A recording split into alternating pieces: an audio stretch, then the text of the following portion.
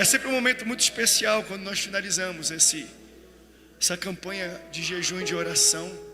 E hoje Deus colocou no meu coração uma palavra muito simples. Enquanto você ainda está de pé, eu quero que você acompanhe a leitura da palavra comigo. Algo muito simples, mas que precisa entrar no teu coração. As coisas que a gente mais deixa de fazer são as mais basilares, as mais simples. Não adianta eu falar de coisas complexas aqui e falar no grego, no aramaico, e você não fazer as coisas mais simples da vida. Nós vamos ver aqui algo que vem acompanhando o meu coração desde o início desse jejum. Desde que nós propomos a temática de eficiência, Deus tem colocado nas minhas ministrações a seguinte estrutura: André, pregue sobre as duas dimensões que existem. Lembra? Eu só estou pregando sobre isso durante esse período. Eu não consigo ver outra coisa. Falei, Deus, eu quero pregar sobre outra temática, outra visão, outra perspectiva. Onde eu abro a Bíblia e leio, Deus me mostra duas dimensões. Eu não consigo sair delas ainda. Então hoje nós vamos viver um pouco ainda das duas dimensões. Josué, você desce que eu vou subir para o monte. Mas hoje nós não vamos ver na perspectiva da guerra de Josué e Moisés que sobe no outeiro. Nós vamos ver na perspectiva de Saulo, do apóstolo Paulo. Quando eu li esse texto aqui, eu fui para um caminho, o Espírito Santo, não, prega de novo. A minha igreja precisa entender as duas dimensões que existem na guerra: a dimensão física e carnal e a dimensão invisível e espiritual. E quando nós entendemos e militamos em ambas, nós teremos a vitória que nós esperamos. Abra comigo a sua Bíblia em Atos dos Apóstolos, capítulo 9, versículo 17 em diante. Vamos ler poucos versículos. É tão interessante que ao ler esse texto, pastor, o que isso tem a ver com dois ambientes? É porque Deus me fez pensar, ouvindo também o Andrezinho e os meus filhos falando sobre isso, da transformação que existe, e você conhece muito bem, muitos pregadores usam esse exemplo, da lagarta que entra num momento de transformação e se torna depois uma borboleta após sair do casulo. Eu quero falar um pouco sobre isso.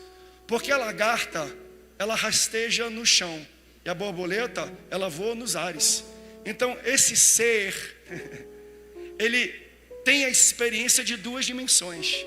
Ele sabe o que é estar no nível do chão, mas sabe o que é estar em outros e altos níveis. Só que você entende que as batalhas físicas e terrenas, elas já são naturais da vida. Uma criança, às vezes, num parto, quando está difícil, ela já nasce no parto, ela já sai lutando pela vida. Desde que nós somos pequenininhos, a gente já está lutando pela vida. Estou com fome? Dou grito, porque eu quero comer. Estou meladinho? Dou um grito, porque... Então, não é aquela frase, quem não chora não mama. A criança já está militando no físico. Eu preciso de comida, senão eu vou ficar desnutrida. Talvez eu vá morrer, então ela grita. É natural da nossa vida aprender de maneira intrínseca. Nós temos isso em nós, nos nossos poros. Lutar lutas terrenas. Mas você entende que existem lutas espirituais, e essas são as maiores. Só que para uma lagarta que está no ambiente físico começar a entrar numa dimensão aérea, ela precisa passar por uma transformação. Então, lutas terrenas a gente aprende com a vida. Lutas espirituais a gente aprende só quando a gente é transformado. Nós vamos ler a história da transformação de um matador para o maior evangelista que você pode conhecer. Olha o que diz o texto de Atos capítulo 9, versículo 17. Então Ananias foi e entrou na casa e impôs as mãos sobre Saulo e disse: irmão Saulo, o Senhor Jesus, que lhe apareceu no caminho por onde você vinha, enviou-me para que você volte a ver e seja, aleluia, cheio do Espírito Santo. Sabe o que eu acho bonito? Que logo, sempre que a gente lê Espírito Santo, sempre vem palavras do tipo imediatamente, aleluia. Quando eu vejo na Bíblia Espírito Santo se manifestando, você vai ler e rapidamente, e imediatamente, e de repente, e imediatamente algo como escamas caiu dos olhos de Saulo, e ele passou a ver novamente. Levantando-se foi, eu gosto disso, e depois de comer, recuperou as forças. Agora abra comigo rapidamente Jeremias capítulo 29, versículo 11, muito conhecido da igreja. Eu bem sei os planos que eu tenho acerca de vocês, são planos de paz e não de mal, para vos dar o fim que desejeis. Quem entende que Deus tem plano de paz aqui, fala, eu amo a Bíblia. Tome seu assento, me ajude a pregar. Como foi cantado, coloca tudo no altar. Se tem glória a Deus estocado, tira o estoque e coloca no altar, aleluia. Bota no altar, hoje é noite da gente derramar tudo aqui no altar. Por quê? Porque o texto que nós lemos do profeta Jeremias, Deus está falando, eu bem sei os planos que eu tenho para vocês. Alguém acredita que Deus tem plano para a tua vida? O passo inicial para a gente ter paz e esperança é a gente acreditar, Deus tem um plano para a minha vida. Mas vamos entender também as dinâmicas dos planos de Deus? Porque o plano de Deus vai requerer a tua participação. Deus tem plano para a sua vida, mas você tem uma participação na manifestação desse plano. Não porque Deus não tem poder para fazer por si só, mas Deus escolheu te incluir naquilo que Ele está realizando. É o que está escrito em 1 Coríntios capítulo 1, versículo 9. Pois nós somos cooperadores com Deus. Então, naquilo que Deus está planejando e trabalhando para fazer, nós somos cooperadores. Então, eu tenho parte nos planos de Deus na minha vida. E na maioria dos planos de Deus para a minha vida, geralmente a minha participação é fazendo alguma coisa. Eu participo dos planos de Deus na minha vida quando eu posso fazer algo. Por exemplo, vocês abrem a tumba, mas eu que vou chamar Lázaro para fora.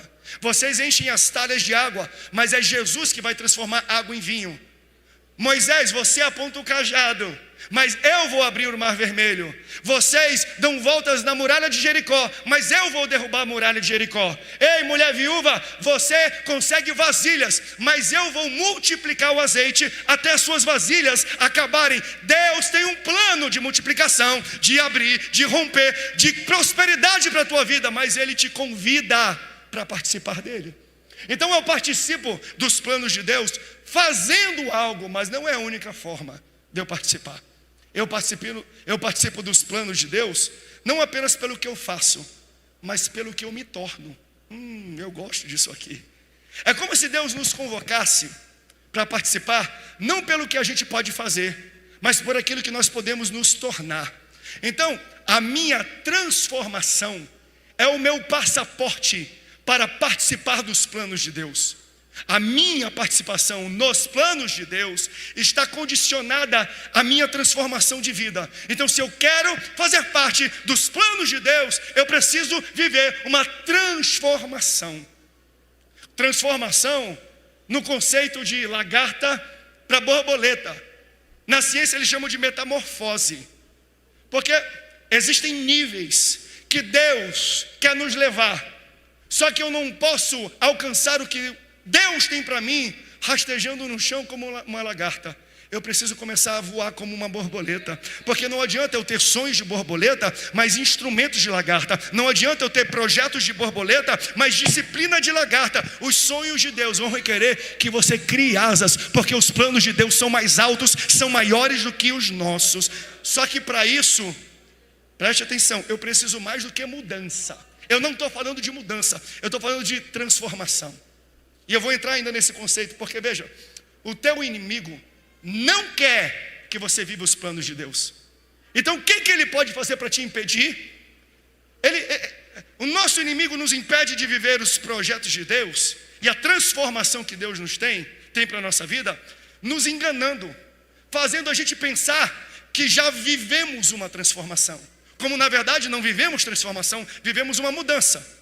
Porque nós só vamos buscar ser transformados quando a gente acha que precisa. Tem muita gente que fala assim, eu não preciso me esforçar nisso porque eu já sou isso. Eu não vou me empenhar para chegar num local que eu acho que eu já alcancei. Então o diabo, ele vai fazer você pensar que você já se tornou quem Deus quer que você seja. Então, se você já se tornou, você não vai lutar, você não vai perseguir, você não vai passar por um processo de transformação. Ele nos engana. E às vezes o maior engano que ele faz é fazer você pensar que você já chegou a um patamar de varão perfeito, de varoa perfeita, que você já alcançou um local que você acha que já alcançou e não alcançou. Ele nos permite, até Deus vai modificando coisas na nossa vida, e a gente acha que aquele é o nosso ponto final. E a gente fica muito confortável vivendo mudanças, mas não experimentando transformação. Modificação não é transformação. Deixa eu rapidamente entrar nesses dois conceitos. Modificação é quando eu faço pequenos ajustes, mas eu não altero a minha essência. Ou seja, eu me torno uma versão melhor do que eu já sou. Transformação não.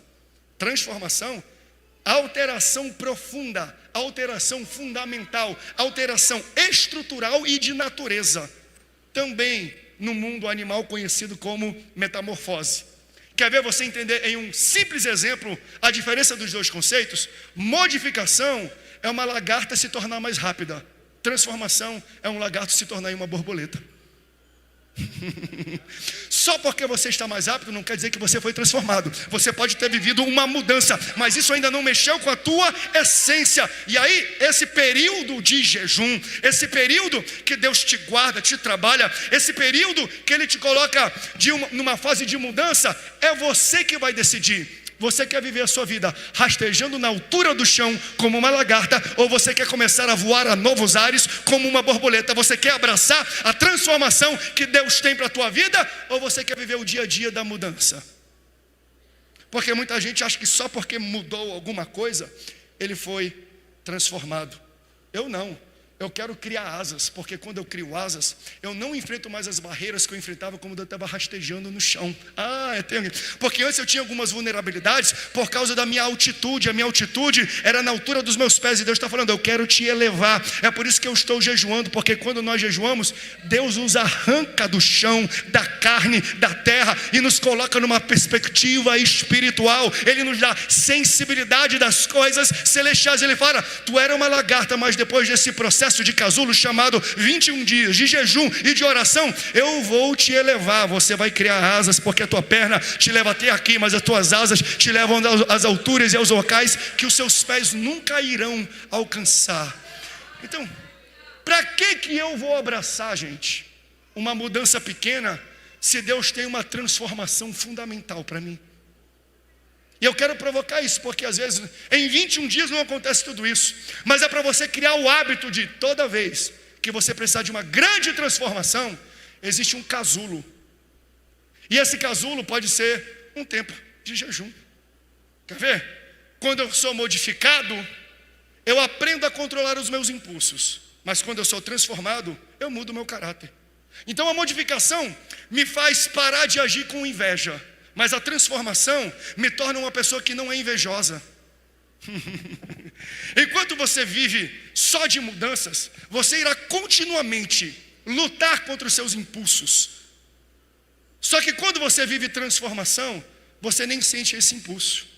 Então eu não quero lutar contra a inveja. Eu quero ser um homem, eu quero ser uma pessoa que se alegra com a tua vitória, que olha para aquilo que Deus fez na sua vida e não fica questionando por que Deus não fez na minha vida. Se Deus abençoou a tua vida, glória a Deus, aleluia. Eu não vou lutar contra a inveja, eu vou glorificar aquilo que Deus fez na tua vida. Você entende? Eu não luto com o impulso, eu sou transformado no caráter. Aleluia. Então essa é a diferença de uma mudança, de uma modificação para uma transformação. E esse conceito de modificação e transformação, ele é vivido e visto na vida desse camarada que nós acabamos de ler. O texto que nós lemos expõe o encontro de Ananias, enviado por Jesus e por Deus para falar com Saulo, ou depois se tornando o apóstolo Paulo. Ele vivencia mais do que uma modificação. Paulo vive uma transformação. E a transformação que Paulo vive, isso aqui é extraordinário, ela é necessária ser explicada e pregada em ambientes como a igreja. Porque Paulo, ele não muda de uma postura de mundano para religioso. ele já é religioso. Ele é transformado de religioso para espiritual. Pastora, tem diferença? Só tem. Ei, os religiosos desse tempo, também chamados de fariseus, eram um grupo seleto de pessoas que se achavam mais astutos, que se achavam os donos da moral, que se achavam os mais perfeitos e julgavam os outros, porque outros talvez eram menos conhecedores da palavra e impunham sobre os outros regras e até legalismo que eles achavam que os outros tinham que viver. Esse povo aqui, eles eram um maior bloqueio da pregação do evangelho no tempo de Jesus. E até hoje, eu sei que é duro a gente entender essa realidade, mas a maior barreira para a pregação do evangelho não são pessoas do mundo, são pessoas religiosas que não viveram a verdadeira transformação. Hoje, o mundo não está aberto para ouvir a palavra. O problema é que quando a gente prega, tem mais gente na internet religioso falando que a gente deve ou não deve pregar do que a pessoa que quer receber essa ministração. Jesus trata disso. Jesus vai falando lá em Mateus capítulo 23, versículo 13: ai de vocês, vocês quem? Mestres da lei. Ai de vocês, fariseus, hipócritas. Vocês, olha o que Jesus fala para esses camaradas religiosos: vocês fecham a porta do reino dos céus diante dos homens, mas vocês mesmos não entram e nem deixam entrar aqueles que gostam de fazê-lo. Vocês acham que estão fazendo o trabalho de Deus quando vocês estão atrapalhando o trabalho de Deus, e vocês estão atrapalhando quem quer fazer o trabalho de Deus. Tem alguém que está entendendo a ministração aqui? Então nós vivemos em tempos assim embaraçosos, porque hoje a maior dificuldade de pregação do evangelho não é em quem não crê, é aquele que acha que crê, que quer impor a sua doutrina, o seu entendimento sobre as pessoas que estão pregando. Então nós vamos ver um Paulo que sai de uma modificação religiosa para uma transformação espiritual, porque ele está indo no caminho de Damasco para perseguir cristão. E quando ele está indo para perseguir os cristãos, ele tem um encontro com Jesus, e Jesus diz: Paulo, por que tu persegues a mim? E aí todo mundo sempre prega isso, e é verdade. Paulo não estava perseguindo Jesus. Jesus já estava assunto aos céus. Paulo estava perseguindo os seguidores de Jesus. Mas ao perseguir os seguidores de Jesus, Jesus tem um encontro e questiona, coloca ele contra a parede e fala: Paulo, por que tu estás perseguindo a mim? Então a gente tem que ter esse entendimento que toda vez que alguém persegue um enviado de Jesus, você também está perseguindo o Jesus que o enviou. Se Jesus te deu um projeto e um plano, e alguém vai contra esse projeto, esse plano, não te preocupa não. Deus torna isso pessoal. Deus fala: não, essa briga não é contigo, essa briga é comigo. Paulo, por que você persegue a mim? Aí com esse encontro acontece algo extraordinário. Ele vive uma cegueira temporária, até ele receber a visita de um homem chamado Ananias, que ora por ele, impõe as mãos sobre ele, e ele volta a ver. Mas veja, o segredo da visão liberada, liberta e transformada não está na oração necessariamente, e nem na imposição de mãos. Porque às vezes a gente faz disso algo automático. Vem aqui na frente que nós vamos fazer imposição de mãos. Faça uma filha, a gente faz. E eu creio no poder dessa oração. Eu creio na imposição de mãos. Porém, olha o que o texto diz. Irmão Saulo, o Senhor Jesus, que lhe apareceu no caminho por onde você vinha, me enviou para que você volte a ver e seja cheio do Espírito Santo. Qual é, pastor, o segredo da transformação completa? Não é apenas eu orar e impor as mãos sobre a tua cabeça, é você ser cheio do Espírito Santo. É o Espírito Santo que te transforma, e não a minha oração. É o Espírito Santo que te transforma, e não a minha imposição de mãos. Tem alguém que quer ser cheio do Espírito Santo nessa noite aqui? E quando chega o Espírito Santo, coisas novas chegam. Quanto tempo demora, pastor? Não muito. Se é cheio, é rápido, porque o texto continua.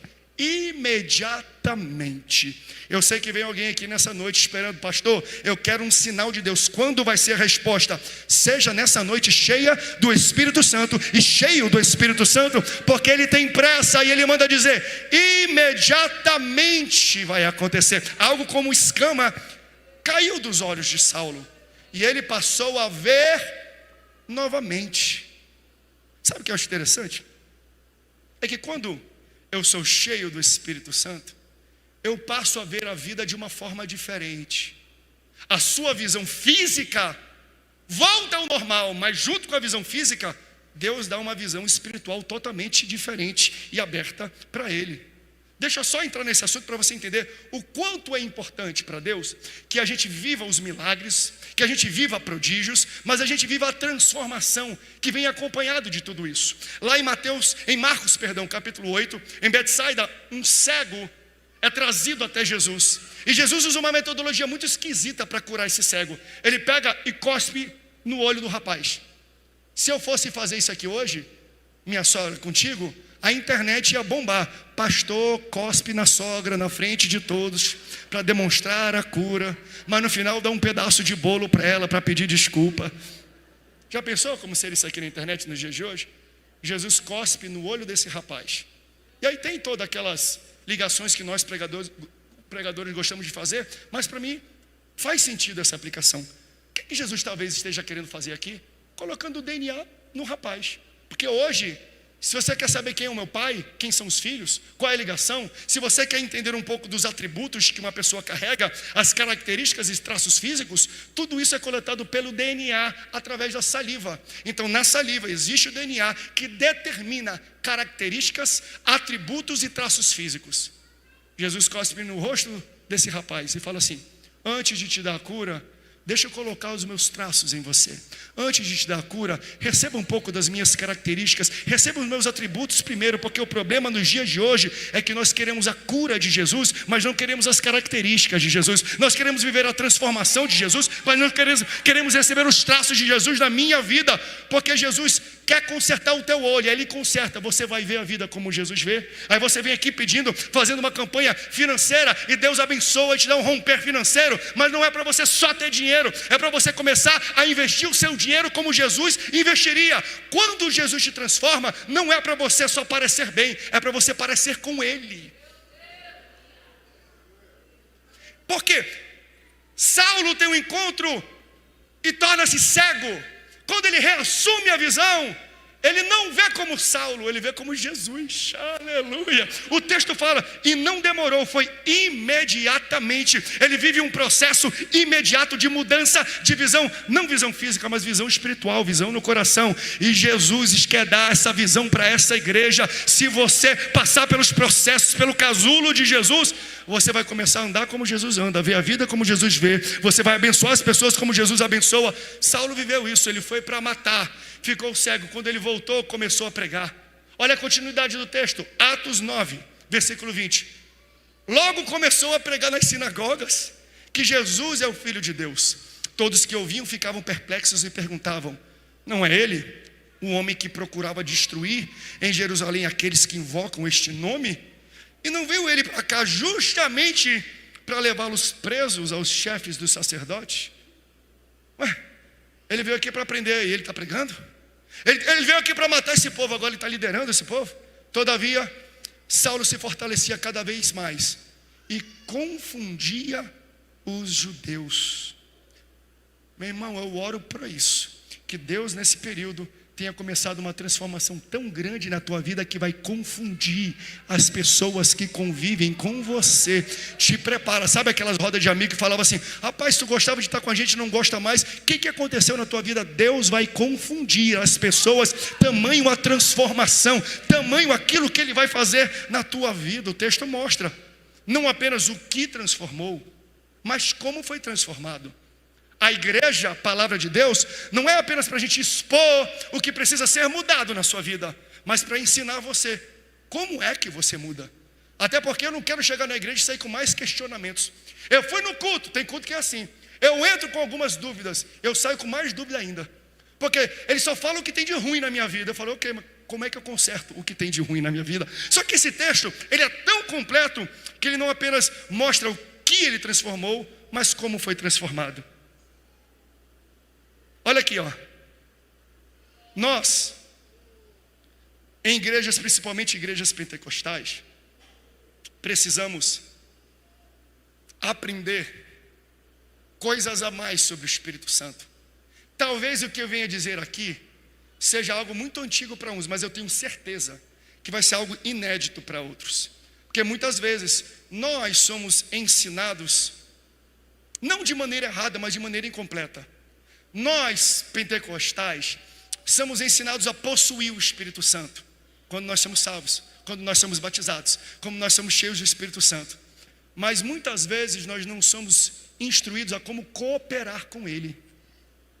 Porque você participa do projeto de Deus se transformando em alguém, mas fazendo alguma coisa. Você coopera com o Espírito Santo naquilo que Deus está planejando fazer.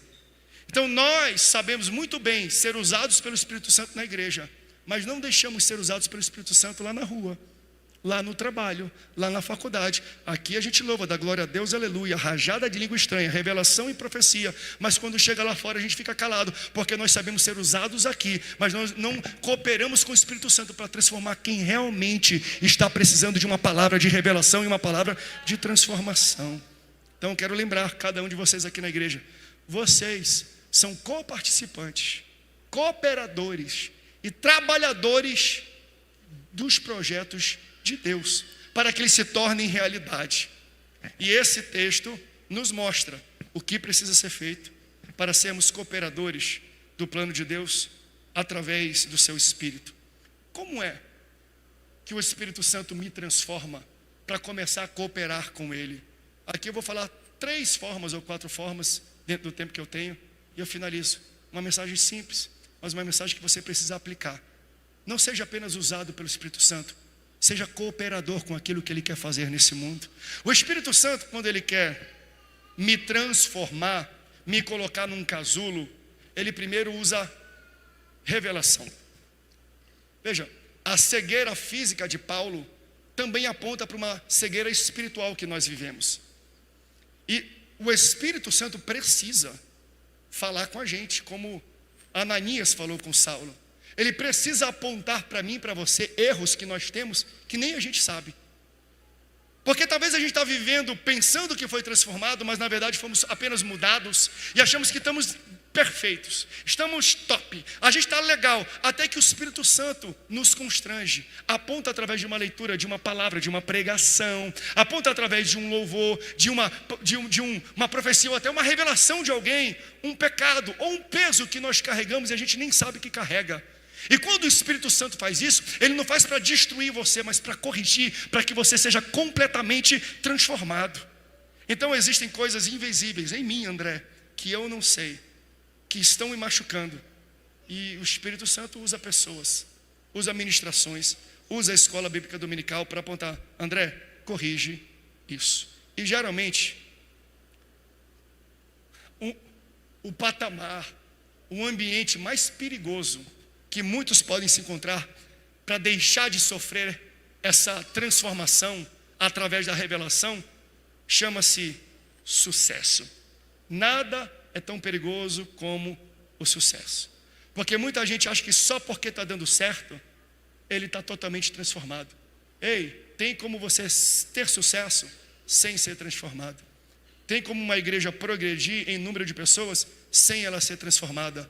Muitas pessoas crescem nos seus ambientes, no seu ministério, não com transformação, só com mudança. Tem muita gente que cresce no seu trabalho, nos seus cargos, não com transformação, só com mudança. Tem muita gente que vive o casamento sem ser transformado, apenas mudado. Mas eu não estou falando que a mudança é algo ruim. Mas você não pode ficar confortável só com a mudança. Porque se está dando certo só mudando, imagina se Deus transformar. O teu casamento está bom e você só foi mudado. Imagina se você e a sua esposa forem totalmente transformados. Imagina o crescimento da nossa igreja, meus irmãos. A gente teve ontem a Assembleia Geral Ordinária aqui. O templo sede, em todos os seus aspectos, teve um crescimento extraordinário. 20% de crescimento, comparado com o ano passado, que já teve um crescimento de 70%, comparado com o ano anterior, que teve um crescimento de 30%. Então é crescimento em cima de crescimento. Mas às vezes eu converso isso com o pastor Rodolfo, com o pastor Ribeiro, que tem essa sensibilidade. Ele fala, pastor, a gente precisa tratar e corrigir isso aqui. Por quê? Porque esse crescimento às vezes acontece atrelado à mudança e não à transformação. Então, se uma mudança, se uma igreja mudada cresce 20%, quanto cresce uma igreja totalmente transformada? Não abrace uma mudança se Deus tem uma transformação para a tua vida. Não fique confortável apenas com o pouco da mudança que pode ser adicionado na sua vida. Deus tem transformação para minha e para a sua vida. E aí eu preciso de revelação, alguém para me mostrar. Ananias é essa pessoa que vai, fala, impõe as mãos e ele é cheio do Espírito Santo. Hoje o Ananias se chama André. Eu estou pregando isso e quem sabe a revelação da palavra já está colocando no teu coração. E você sabe quais foram as áreas da tua vida que você mudou, mas não transformou. Se já está bom mudado, imagina transformado, gente. Deus tem altos patamares para a nossa igreja. Para de se rastejar como uma lagarta. Entra no processo de Deus. Qual é o casulo de Deus? Jejum e oração. Pastor, mas não foi tudo. Continua o jejum e oração. 21 dias é uma proposta coletiva da igreja para você criar um hábito, mas isso tem que acontecer sempre. Pastor Rodolfo estava falando para mim aqui que nós vamos tentar ver como a gente implanta devagarzinho aqui. Mas a igreja mãe nossa, eles fazem jejum e oração todo mês, separam uma semana de cada mês, geralmente a primeira, para fazer um clamor de jejum e oração. Então durante a primeira semana, tira uma refeição, faz jejum. Por quê? Não é uma vez por ano. Isso deve ser um hábito de vida. Deus tem transformações contínuas para fazer na tua vida e a gente precisa entrar nesse casulo. Então, Ele me transforma pela revelação. Mas não para aí. Porque depois da revelação, o Espírito Santo vai ter que me transformar pelo arrependimento. Revelação é quando eu sou exposto a algo que precisa ser transformado. Arrependimento é quando eu faço o ajuste.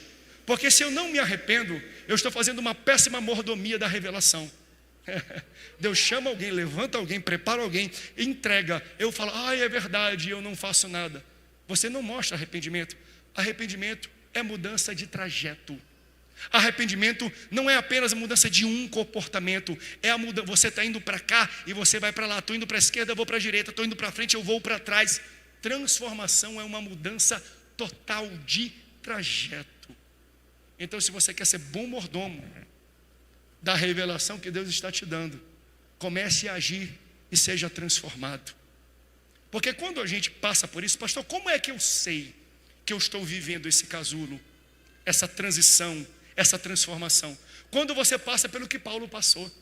Paulo era matador de crente, Paulo se achava todo correto, Paulo se achava o tal, até ele ter um encontro com Jesus. E Jesus muda a sua visão, ele começa a pregar. E quando ele chega com os romanos, lá em Romanos capítulo 7, ele declara, ele expõe para mim e para você uma tensão que ele vive no seu ser, uma luta que ele tem entre o certo e o errado. Aí ele fala assim, pois não faço o bem que eu quero, mas justamente o mal que eu não devo fazer, esse sim eu faço. Ele abre a vida para a gente falando assim, eu estou cansado dessa tensão, eu quero fazer certo e não consigo, e aquilo que é errado, que eu não devo fazer, esse sim eu faço. Mas deixa eu dar uma visão diferente. Glória a Deus pela tensão, porque antes do encontro com Jesus ele não tinha tensão, ele fazia coisa errada e nem sentia. Agora ele está falando assim, as coisas que eu fazia, eu agora odeio fazer. Aleluia. Você não vê ele falando antes, aquilo que é errado eu faço e aquilo que é certo eu deixo de fazer. Não, antes ele achava o certão, ele se achava o santão, ele se achava o tal. Ele teve um encontro com Jesus. Como é que eu sei, pastor, que Jesus está me transformando? Quando você era acostumado a fazer algumas coisas que hoje você odeia. Quando você entra em ambientes que era natural e normal para você, e hoje você não aguenta estar naquele meio, não aguenta estar naquele ambiente, não aguenta estar naquela roda de conversa. Sabe aquele grupo de WhatsApp que você mandava mensagem todo dia, meme todo dia, vídeo? Você nem aguenta abrir, você fica com vergonha. Por quê? Deus está te colocando num casulo e te transformando as coisas que antes você tinha uma normalidade de fazer, agora você não faz. Então quando você vive uma tensão espiritual, não é porque você é pecador, é porque você está sendo transformado de um lagarto do chão para uma borboleta no céu. Deus quer te levar para novos ares. O que mais tem às vezes é pessoas que vêm conversando, pastor, por que eu vivo isso, pastor? Por que eu vivo sendo prejudicado todo dia, esses desejos, esses impulsos? Eu não quero fazer isso. Fala assim, não reclama não, glória a Deus, porque você está sentindo essa tensão. Tem gente que faz isso como se fosse normal, é coisa do dia a dia, assim é a vida. Se você está vivendo uma tensão entre o certo e o errado, continua seguindo o caminho de Deus. Deus vai te transformar, e aquilo que hoje é um impulso, amanhã nem vai te incomodar. Deus está transformando o caráter de pessoas aqui nessa igreja. Então, o fato que ele está lutando com as duas naturezas é porque ele está sendo transformado. Ele passa a odiar o que outrora ele amava. Então o Espírito Santo, ele me dá a revelação. Depois da revelação, ele me leva ao arrependimento, a boa mordomia da revelação. Mas quais são as consequências do arrependimento? Pode tocar bem baixinho aí o teclado para mim? Henrique, obrigado, meu irmão. Vocês tocaram lindamente hoje.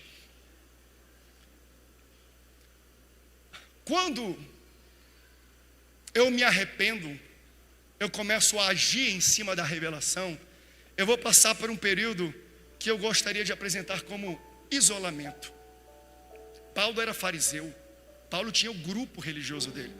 Paulo era daquele ministério, do ministério que só apontava o dedo e não levantava a mão, daquele que só apontava o dedo e não estendia a mão para levantar pessoas. Ele era daquele grupo. Paulo era daquela tribo. Aí quando ele tem um encontro e ele age em cima da revelação que ele recebeu, olha que loucura, ele passa a ser odiado por este grupo, ele passa a ser rechaçado por essa tribo, mas ele não conseguiu se inserir numa nova tribo, então ele se encontra num local isolado. Ele não é aceito nem aqui, mas ele ainda não se inseriu ali. Ele deixou uma tribo, um jeito de pensar, um jeito de agir, mas ele ainda não se enturmou com as pessoas que estão andando para o mesmo caminho que ele anda, que estão falando a mesma coisa que ele fala. Pastor, como é que eu sei que eu estou passando por um processo de transformação? Quando você está numa igreja como essa, e aqui, eu não estou aqui para poder puxar farinha para cima da gente, mas isso aqui é uma igreja que prega a palavra e coloca a revelação de maneira clara. E aí você chega e fala, isso aqui é um ambiente bom para mim, pastor, é um ambiente que me faz crescer, mas eu não consegui me enturmar ainda, logo vou para outro local, porque eu não consegui fazer aqui amizades. Não sai não. Por quê? Porque às vezes não é a falta de simpatia da igreja nem sua, é Deus provocando um isolamento. É intencional. Porque como é que você vai se inserir num novo grupo se você ainda não foi transformado das suas velhas maneiras de pensar? Deus fala, não, fica no casulo. Você só vai se enturmar, só vai voar, só vai se liberar quando eu fizer a transformação total. Você chegou aqui se rastejando, mas vai sair daqui voando. Você chegou aqui se rastejando nessa igreja, mas Deus manda dizer, aguenta o processo. Pastor, ninguém fala comigo, ninguém me convida para pizzaria. Pode ser, gente, pode ser mais claro do que eu estou fazendo, porque às vezes tem pessoas que falam, pastor, eu sou uma pessoa tão boa a lidar, eu tenho tantos amigos, mas parece que aqui não flui. Deus está fazendo uma transformação na tua vida. Você será enturmado, você será abraçado, mas às vezes a gente precisa passar por um processo de isolamento, porque não existe casulo coletivo. Cada lagarto vai em um casulo. Aleluia. E você quer que muitos vem comigo no meu casulo. Não, esse processo é só teu. Só você vai viver, porque Deus sabe o que Ele derramou na tua vida. E como diz os pregadores, Deus não pega leve em quem Ele investiu pesado. Ele investiu pesado na sua vida, por isso viva o seu casulo, porque Deus vai te pegar nessa sua transformação. Você lembra daquele tempo em alguma área que você se sentiu isolado? Aí do nada rompeu. É porque Deus finalizou o processo. Senhor, finaliza os processos de pessoas que aqui estão. Transforma, Senhor. E Deus não tem pressa não. Vem aqui, meu amor, pode subir aqui comigo. Pronto. Eu estava falando de alguém que antes ficava agora. Está aqui, ó. Quem é que quer profetizar que esse altar é o lugar dessa mocinha? Quem quer profetizar isso? Ela já está voando, ela não é boba não. Deixa, fica tranquila. Você quer dar um glória a Deus, aleluia? Levanta a mão e dá glória a Deus.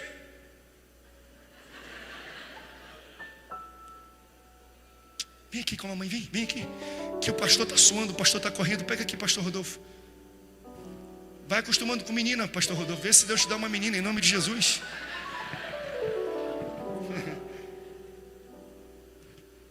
Pastor, eu saí.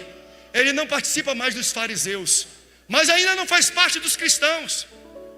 Até porque Ananias, imagina na cabeça de Ananias, Senhor, conheço esse nome, sei que é a reputação desse camarada. Fala uma coisa, o Senhor está me enviando para ele, mas nós sabíamos que ele estava vindo a nós para nos matar. O que o Senhor quer que eu vá no encontro dele? Ele é odiado pelos fariseus porque deixou eles, mas é odiado pelos cristãos porque antes matava eles. Isolamento. Deus está falando para pessoas que estão nesse estágio. Se você está vivendo isso, Deus está te transformando. Não foge desse estágio. Não acelera esse estágio. Deixa Deus trabalhar no tempo do isolamento. Você pode ficar de pé comigo. Chorabacanteriba, chorabas. Sobe aqui, louvor. Eu quero dar o último ponto. O Espírito Santo me dá uma revelação, depois me leva ao arrependimento. O arrependimento vai causar isolamento, mas depois, para você entender, essa mensagem aqui, gente, não é necessariamente para quem era afastado dos caminhos do Senhor ou nunca aceitou Jesus, não. Era de um religioso que só modificava e nunca foi transformado. Isso aqui é uma palavra profética para essa igreja e para pessoas que acham que está tudo certo, quando Deus fala, não. O meu medo não são os mundanos, são os religiosos, são eles que atrapalham a pregação do meu evangelho. E o último ponto é, o que o Espírito Santo faz em mim para me transformar? Ele me traz o conceito que eu escrevi aqui, que eu cheguei melhor, foi reforma. Porque tem uma hora que eu sou transformado, a casa está boa, mas eu não sei se você percebeu, e aqui a gente não tem vergonha nenhuma, a gente está fazendo uma reforma nessa igreja há muito tempo, ela está bonita, não está?